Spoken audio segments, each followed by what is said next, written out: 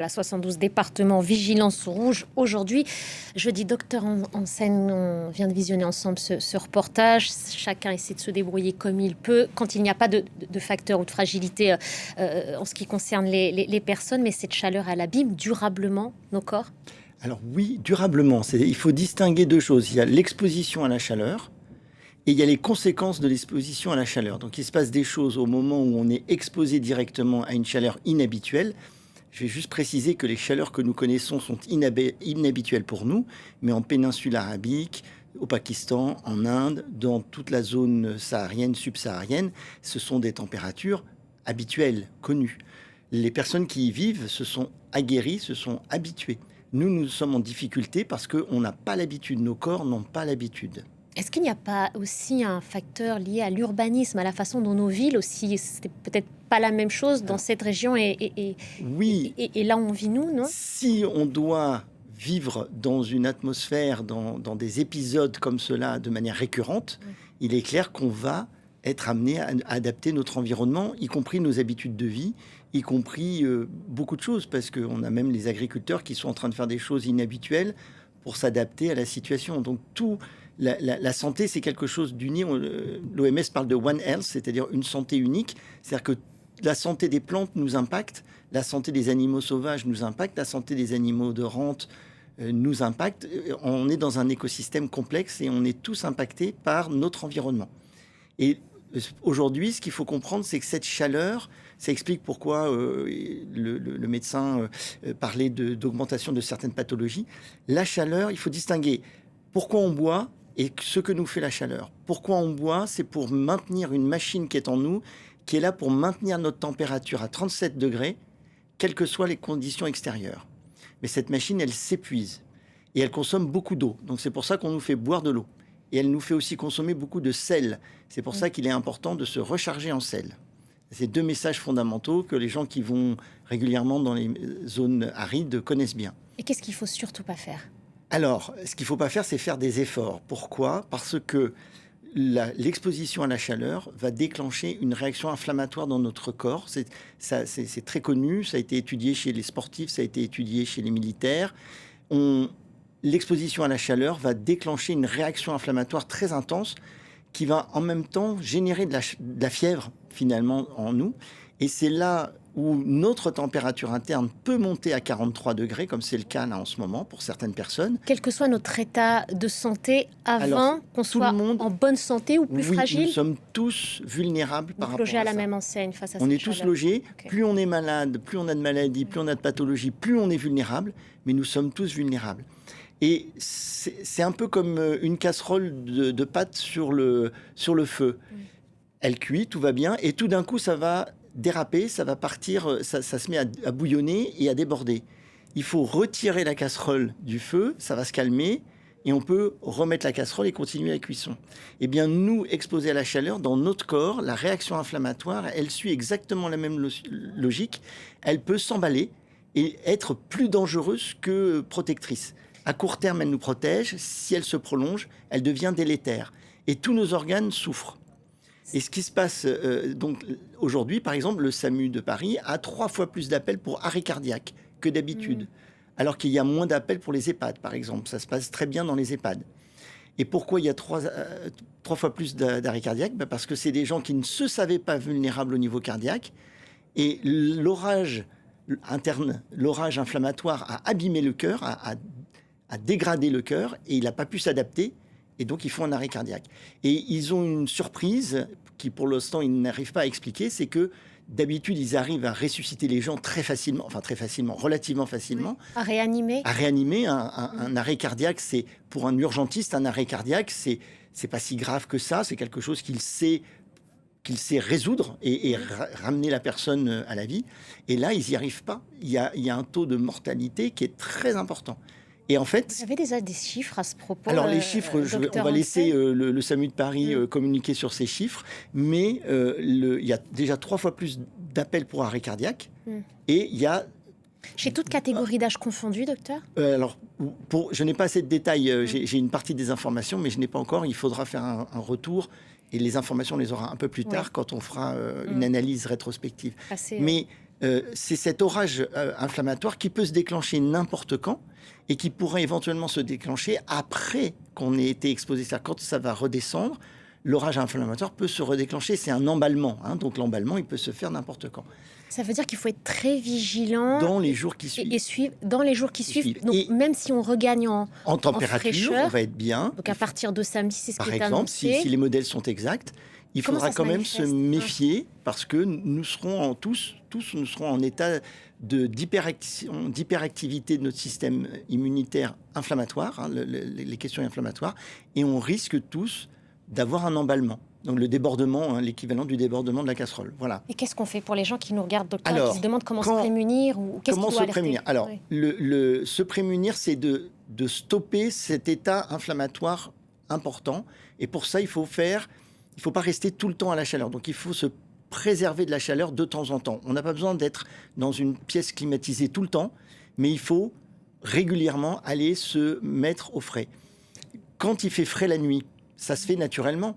Et on dit bien qu'un épisode caniculaire, c'est quand la température de nuit ne redescend pas dans la normale. Là, parce que on n'a pas, et voilà, parce qu'on n'a pas on ne expose pas notre corps à un retour à la normale. Donc il ne redescend pas. Donc il reste vraiment très élevé. Il est éprouvé constamment.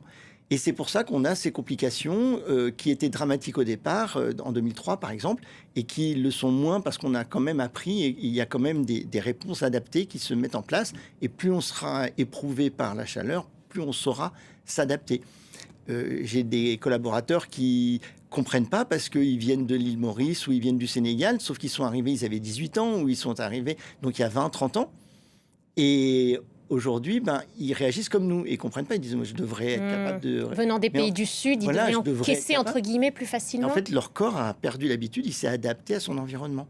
Mais ce que vous dites là, ça veut dire que nos corps vont s'habituer parce que les scientifiques le disent. Ce qui est en train de nous percuter aujourd'hui va se répéter. Voilà. Est-ce qu'on va pouvoir y faire face dans le futur? Est-ce qu'on va pouvoir supporter ce qui nous semble aujourd'hui complètement insupportable? Mais oui. Là, on est sous clim, heureusement, légèrement.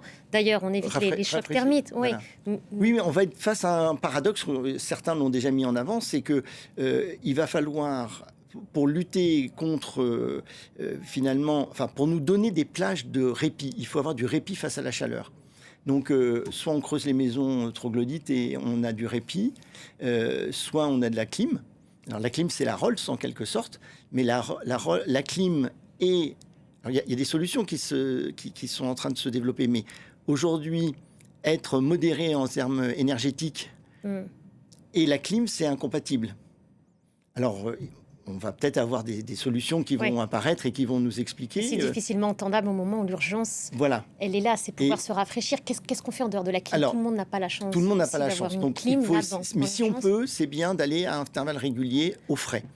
Donc le frais, ça peut être dans un sous-sol frais. Alors, il faut trouver un sous-sol frais. Et tous ne sont pas frais, ça dépend comment ils sont faits. On peut aussi se mettre une serviette humide autour du cou sur la tête. Dans la médecine antique, on appelait ça la fomentation. C'était une technique de soin pour faire baisser la fièvre. Et ça marche très bien. Il y a le bain glacé. D'ailleurs, les pompiers et les SAMU, en ce moment, pour les personnes qui ont une attaque aiguë, qui ont un choc thermique très intense, avec une défaillance cardiaque, entre autres, on les plonge dans des baignoires glacées. Le corps. D'accord. Alors, ça peut paraître barbare pour certains parce qu'ils ne comprennent pas, mais en fait, ça permet de faire baisser très vite la température et ça permet de sauver des vies. Donc ça, c'est quelque chose de très important. Si je ne suis pas en danger pour ma santé, je peux quand même prendre une douche froide ou alors, même avec de l'eau tempérée, même l'eau à température ambiante, l'eau va augmenter ma perte de chaleur. Elle va s'évaporer sur ma peau et elle va augmenter ma perte de chaleur. Donc, elle va me faire descendre la température dans mon corps. Donc ça, c'est pour les conseils qu'on peut appliquer quand on arrive plus ou moins à la supporter, cette chaleur. La situation est en revanche beaucoup plus complexe et compliquée dans les hôpitaux, dans les écoles, dans les crèches, dans les EHPAD aussi. Je vous propose de revoir ce reportage tourné par nos confrères de France Télévisions dans un hôpital, le témoignage aussi de médecins qui sont, eux, en première ligne. Et puis, on en reparle. Je vous ferai réagir, docteur.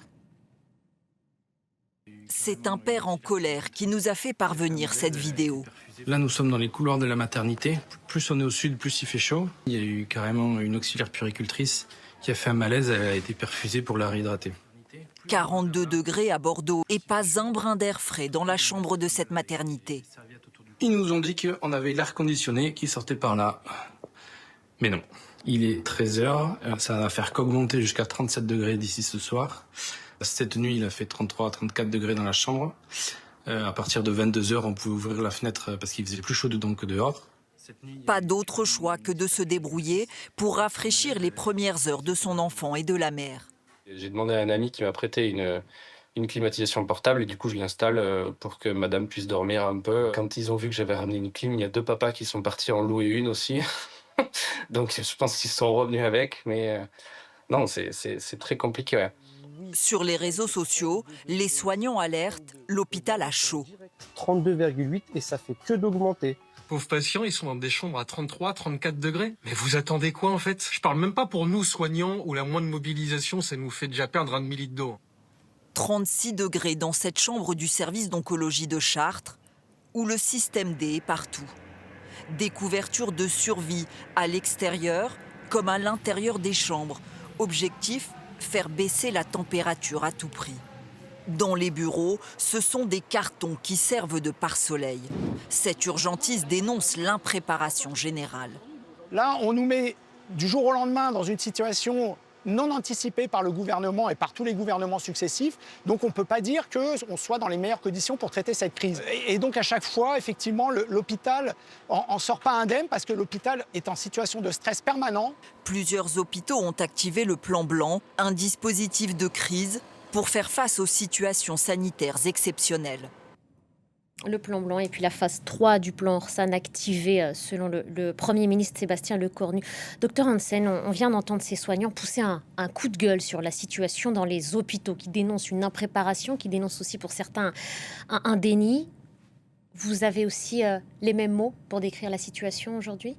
Alors, je serais un petit peu plus modéré parce que c'est ma nature. C'est-à-dire que oui, il y a une impréparation parce qu'on sait bien que cette possibilité d'augmentation de chaleur, elle a été difficile à intégrer et à comprendre à l'échelle collective.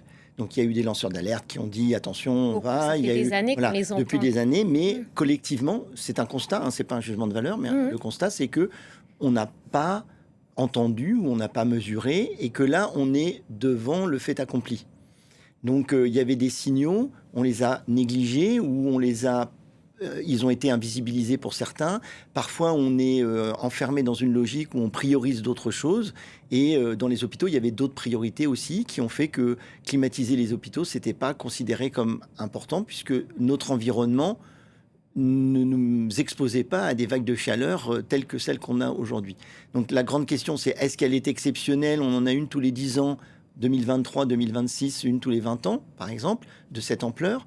Et auquel cas, les problèmes d'investissement feront que je ne sais pas s'il y aura des réponses particulières. Alors, notamment ou bien ça devient toutes les 15 jours ou tous les mois d'été. Et à ce moment-là, il faudra adapter notre société et notre habitat. Est-ce que c'est pas déjà trop tard Alors, des gens vont mourir, ça. Ça c'est. Vous dites c'est une évidence, docteur. On aura des chiffres beaucoup plus tard. Mais des gens sont en danger imminent. Des gens sont déjà morts. Des gens sont en train de mourir. On parle de gens qui sont en train de mourir, on parle d'experts, du GIEC, des climatologues, pléthore de spécialistes qui ont notamment été invités sur nos antennes, qui n'ont cessé d'alerter et qui aujourd'hui le disent. On vous l'a dit. Voilà. Et donc, ça arrive sur plein de sujets. C'est un peu sociologiquement incontournable dans l'espèce humaine. C'est que il y a ceux qui savent et qui partagent leur savoir, et il y a jusqu'où ou à quel moment la conscience va se répandre au niveau de tout le monde.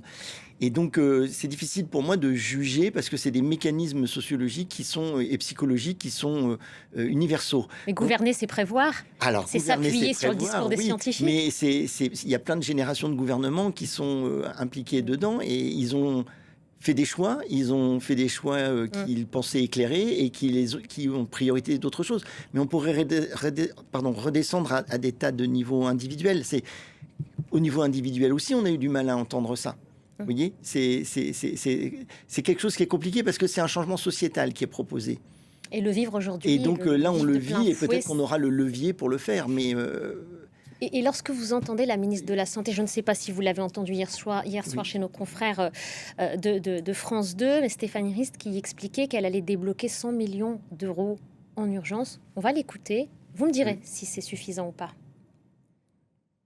J'ai réussi à débloquer cet après-midi une somme de 100 millions d'euros qui va nous permettre en urgence, en mobilisant les acheteurs publics, en mobilisant tous nos réseaux pour essayer d'avoir des outils d'appoint, de rafraîchissement, climatiseurs, climatisation d'appoint, tous ces outils qui vont permettre d'être un peu plus confortables et aussi en anticipant pour tout l'été. Alors, il faut déjà anticiper pour tout l'été, mais ce montant des 100 millions d'euros, ça vous paraît suffisant? Alors, je ne suis pas économiste, je ne suis pas acheteur hospitalier, donc je ne suis pas capable Mais quand de vous quantifier. entendez ces réponses-là, maintenant, est-ce que vous vous dites qu'on est en train d'aussi, quand je dis on, les autorités, les pouvoirs publics sont en train de bricoler une réponse? Oui, mais ça, en médecine de catastrophe, on est toujours en train de bricoler une réponse, donc avec les moyens qu'on a. Donc, et là, on est dans une catastrophe qui avait été anticipée, face à laquelle on a alerté. J'y reviens en encore. médecine de catastrophe, il y a toujours les lanceurs d'alerte qui ont dit, sur plein de sujets, pas uniquement le climat, finalement, il y a eu des priorisations autres, parce qu'au moment où les arbitrages sont pris, la perception de ceux qui sont chargés d'arbitrer sont différentes. Est-ce que vous le regrettez en tant que soignant aujourd'hui? En tant que soignant, alors et sur le terrain, le plus important, ça c'est oublié, c'est que pour avoir des bons soignants, il faut prendre soin des soignants. Et oui, parce si on ne que prend pas soin des soignants, ils ne peuvent pas prendre soin des autres. Et ils la subissent aussi, et cette canicule, ils ne dorment pas, ils sont aussi éprouvés. C'est très facile de toujours réécrire l'histoire a posteriori. Vous voyez, c'est-à-dire que là, on est devant le fait accompli. Et moi, je pense qu'il est plus important de regarder les effets dominos. Et en médecine de catastrophe, on se dit dans les effets dominos, on ne réfléchit pas à pourquoi on en est là et comment on aurait pu empêcher d'être là, puisqu'on y est. Donc, puisqu'on est face déjà à une sorte de catastrophe, pourquoi c'est une catastrophe? Parce que l'extérieur s'invite dans l'intérieur, c'est-à-dire qu'on sait tout ce qui se passe à l'intérieur de l'hôpital. Normalement, habituellement, on ne sait pas ce qui se passe. On sait, l'hôpital tourne, les EHPAD tournent, tout va bien. Les hôpitaux publics, docteur, on les savait fragilisés depuis quelques années. Et par rapport à ces questions-là, oui, mais il y a des tas de crises à l'hôpital différentes, qui sont imbriquées les unes, qui se superposent, qui parfois sont en synergie. Parfois, il y a certaines crises qui compensent d'autres, mais pas forcément dans le bon sens. Donc, oui, si vous n'avez pas assez de soignants, vous diminuez le nombre de lits. Et si vous diminuez le nombre de lits, c'est le territoire qui va en souffrir. Mais du coup, l'équilibre est maintenu dans l'hôpital. Donc, vous voyez, les questions sont toujours extrêmement complexes et c'est très difficile en 3 secondes d'apporter une réponse. Ce qui est important, c'est de dire que de quoi avons-nous besoin? Quels sont les effets dominos? Les effets dominos, il faut se dire dans 3 heures, dans 3 jours, dans 3 semaines, dans 3 mois, dans 3 ans. Déjà, si on réfléchit avec cette grille-là, et on se dit comment je dois prendre, si la ministre, le gouvernement réfléchit comme ça, ils vont pouvoir déjà structurer un petit peu leur réponse. Et si je peux me permettre, l'autre point, c'est de réfléchir sur la structuration, sur l'organisation, sur le fonctionnement et sur la communication. Et si on fait les deux comme une sorte de matrice, si vous voulez, de tableau, eh bien là, on commence à faire une analyse de la situation et on commence à préparer une réponse stratégique à la situation.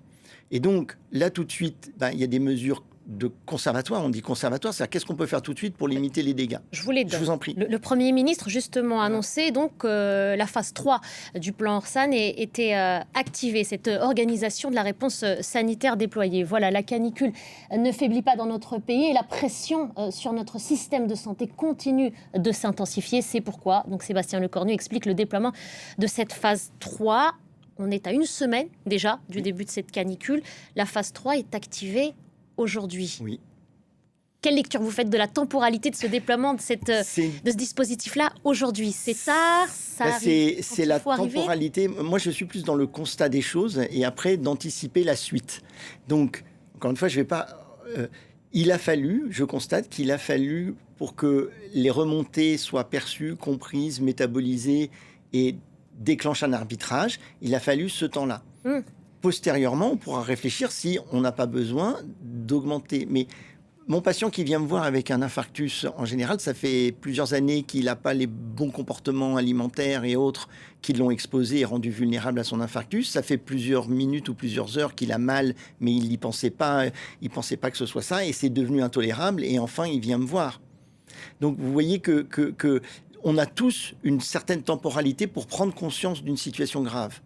Mais il avait mal et on aurait pu faire le diagnostic il y a plusieurs jours. Mais il n'est pas venu, pour des tas de bonnes raisons. Mais quand la ministre de la Santé, interrogée il y a quelques jours, disait que la situation dans les hôpitaux était normale, elle le disait, il me semble, hier matin ou quelques heures plus tôt, dire que la situation dans les hôpitaux était normale, ça, c'est de la communication. alors qu'on a vu des images, docteur, de couverture de survie placardée. Donc ça, c'est on le regarde décalage. ça, on se dit, le système de santé français ne peut pas ressembler à ça. Il y ressemble, ça c'est clair. Oui, ça c'est le fait qu'il y a un décalage entre celui qui doit prendre des décisions ou dont on attend qu'il prenne des décisions. Et en attendant, vous avez eu des mesures conservatoires. C'est-à-dire que c'est bien d'avoir mis ces cartons ou ces ouvertures. Oui, mais parce qu'au départ, il y a toujours, dans une réponse inattendue, dans une situation inattendue, parce que finalement, tout le monde est surpris de cette situation. Même s'il y avait eu des alertes, de facto, notre société, elle est surprise. À l'échelle de la société, on est tous surpris. Même il y avait des médecins qui disaient non, ça n'arrivera pas, etc. Donc tout le monde est surpris. Il y a ceux qui ne le sont pas, mais globalement, collectivement, nous sommes surpris. Donc dans un premier temps, la réponse, elle est toujours bricolée. Elle est toujours avec les moyens du bord. Après, les effets dominos, c'est lesquels ? Par exemple, il faut changer la manière de concevoir les hôpitaux. Est-ce on doit abattre tous les hôpitaux et les reconstruire ? Travail colossal, ça prend des années de faire un programme hospitalier. Ça peut prendre 10 à 20 ans pour concevoir un programme qui permet de construire un hôpital. C'est un lieu extrêmement complexe. Sans parler des écoles aussi. Oui, mais les écoles, c'est pareil.